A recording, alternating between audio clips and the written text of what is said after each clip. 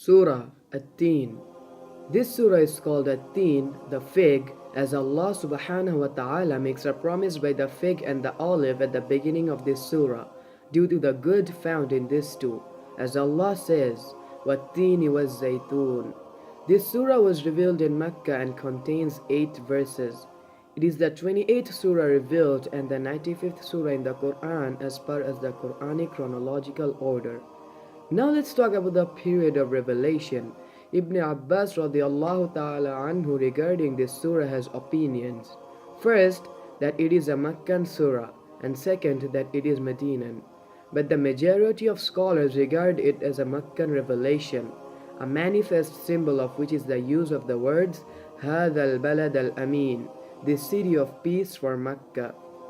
In this whole surah, from verses 1 to 8, Allah subhanahu wa ta'ala says that He created man as the best of creations. Also He says that they were made to be the lowly of all, except those who believed and performed righteous deeds. Allah subhanahu wa ta'ala concludes the surah by saying the punishment of the disbelievers and the reward of the believers. The fig and the olive symbolize, in this context, the lands in which these trees predominate. An example, the countries bordering on the eastern part of the Mediterranean, especially Palestine and Syria, as it was in these lands that most of the Abrahamic prophets mentioned in the Quran lived and preached.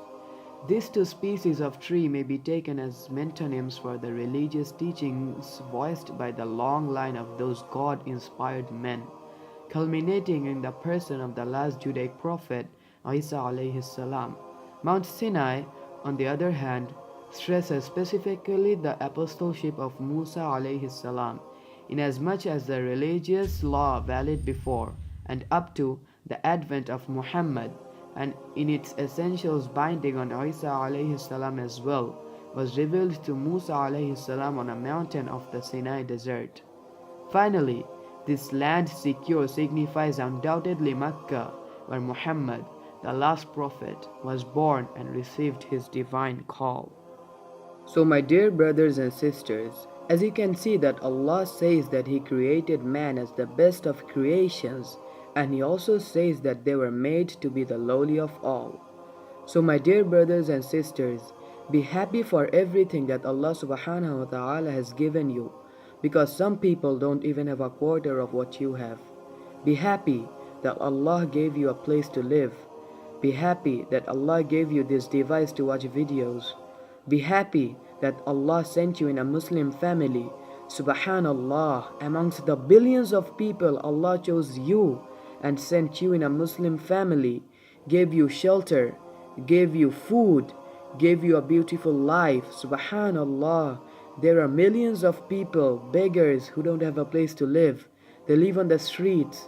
And Allah chose you and gave you a family, gave you a place to live, and yet we demand for more.